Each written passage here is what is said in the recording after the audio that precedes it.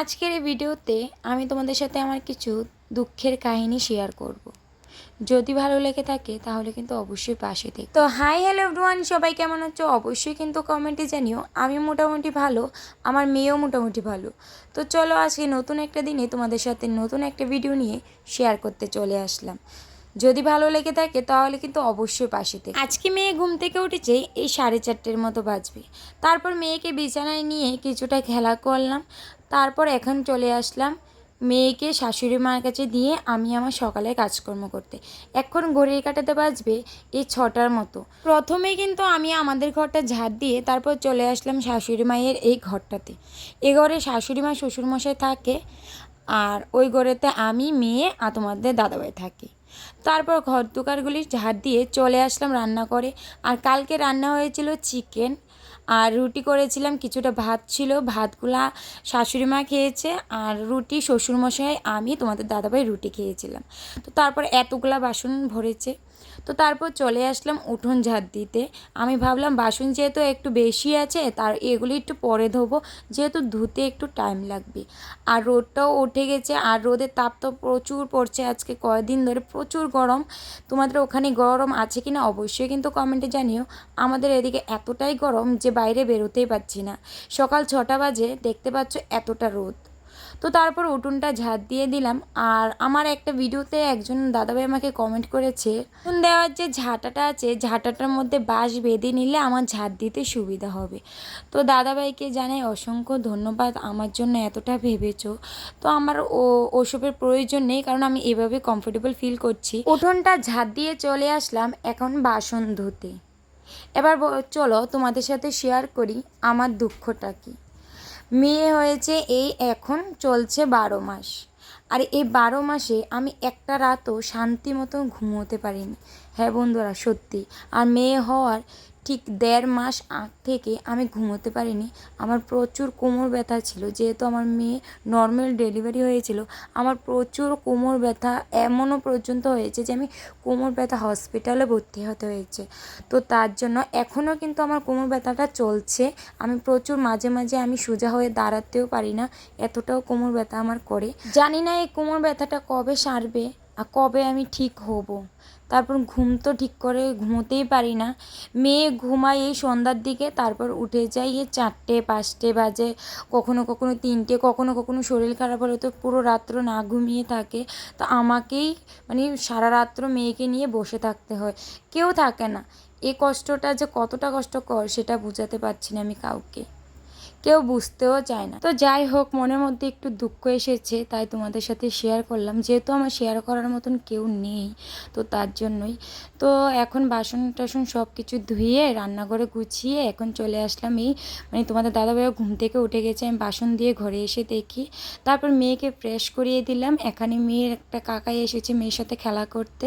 এখন আমি বিছানাটাকে একটু গুছিয়ে নিচ্ছি, কারণ তোমাদের দাদাভাই এক্ষুনি বিছানায় বসবে, মোবাইল টোবাইল দেখবে। তো তার জন্য ও মুখ টুক ধুয়ে এসে যদি ফ্রেশ হয়ে দেখে বিছানাটা গুছানো নেই, তাহলে আবার আমাকে বকবে। আর আমার বর সবসময় পরিপাটি থাকতে পছন্দ করে, সাথে আমিও সেম পরিপাটি থাকতে পছন্দ করি। কিন্তু যেহেতু মেয়ে এখন হয়েছে, একদম সময় হয়ে ওঠে না পরিপাটিভাবে থাকতে। তবে যতটুকু সম্ভব ততটুকু কিন্তু আমিও পরিপাটি হয়ে থাকি। তারপর এখন চলে যাব মেয়ের টিফিন করতে। মেয়ের টিফিনটা করে দিলে এটা আবার ঠান্ডা হতে একটু সময় লাগবে, যেহেতু গরম। তো মেয়েকে এখন টিফিন খাইয়ে চলে আসলাম। টিফিন খাওয়ানোটা আমার তোমাদের সাথে শেয়ার করলাম না। এখন আমি কিন্তু কিছুই খাইনি। আর এদিকে দেখতে পাচ্ছ মেয়ে খেলা করছিল, ওদিকে তোমাদের দাদাভাই চলে গেছিলো চা খেতে। তো এখন আমি একটু বসে আছি, একটু ফ্রি, কারণ অনেকক্ষণ পর কিন্তু এই কাজটা সেরে এখন একটু ফ্রি হয়ে বসলাম। আর মেয়ে খাওয়ানোটাই হচ্ছে আমার মেন উদ্দেশ্য।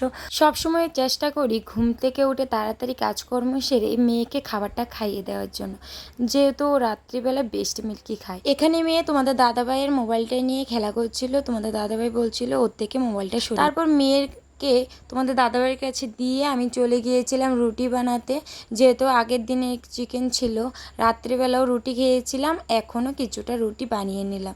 সকালবেলা টিফিন কিছুই ছিল না, তো তার জন্য মেয়েরে এখন ঘুম পাড়ানো হয়েছে। তো এখন আমি যাবো মেয়ের খিচুড়ি করতে, তারপর স্নান করবো, পূজা দেবো। আর যেহেতু শাশুড়ি মার একার কাজে গেছে, বাড়িতে কেউ নাই, তোমার দাদাভাইও বাড়িতে নেই, আর শাশুড়ি মা যাওয়ার আগে মানে ঠাকুর ঘরের ফুল তুলে দিয়ে গেছে, ঘর মুছে গেছে, তারপর বাসন যা ছিল সবগুলো মানে ঠাকুর ঘরের বাসন সব ধুয়ে গেছে। তো আমার পুজো দিতে খুবই মানে তাড়াতাড়ি হয়ে যাবে। তো আমি এখন মেনু হচ্ছে স্নান করে আসি।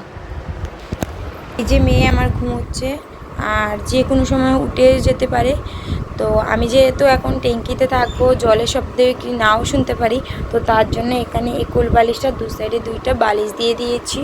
দেখে উঠলে আমাকে না দেখলেও মানে কান্না করতে করতে হয়তো নিচে পড়েও যেতে পারে, তো তার জন্য বালিশগুলো দিয়ে দিলাম যাতে বালিশের দ্বারা আটকিয়ে যায় আর না পড়ে। আর ও কান্না করলে আমি দৌড়িয়ে চলে আসতে পারবো।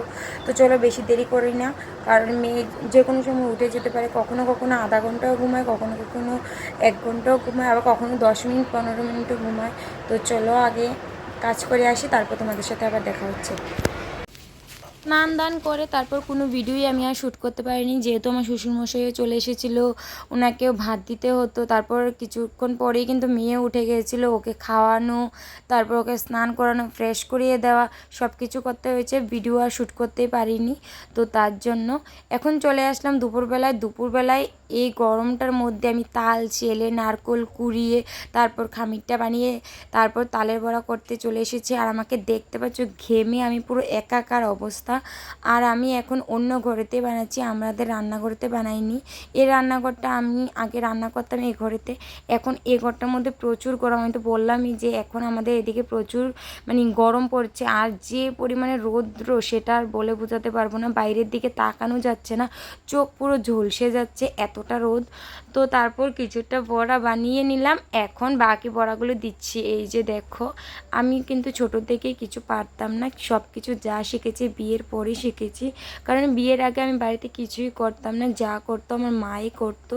তারপর নিজের একটা আইডিয়া থেকে, যেহেতু মা করতো সেই আইডিয়া থেকে এখন নিজে সব কিছু করতে করতে আস্তে আস্তে শিখে যাচ্ছি, কারণ নিজেকে সব কিছু শিখতে হবে। কেউ আমাকে করে খাওয়াবেও না, কেউ আমাকে করে দেবেও না। এখন সব তালের বড়াই আমার কমপ্লিট হয়ে গেছে, আর এ তালের বড়াগুলি আমার ননসের বাড়িতে পাঠানো হবে। এত কষ্ট করে আমি বানিয়েছি, সবই পাঠিয়ে দিতে হবে। কিছুটা খেয়েছি। তো আজকের এই ভিডিওটা এতটুকুই।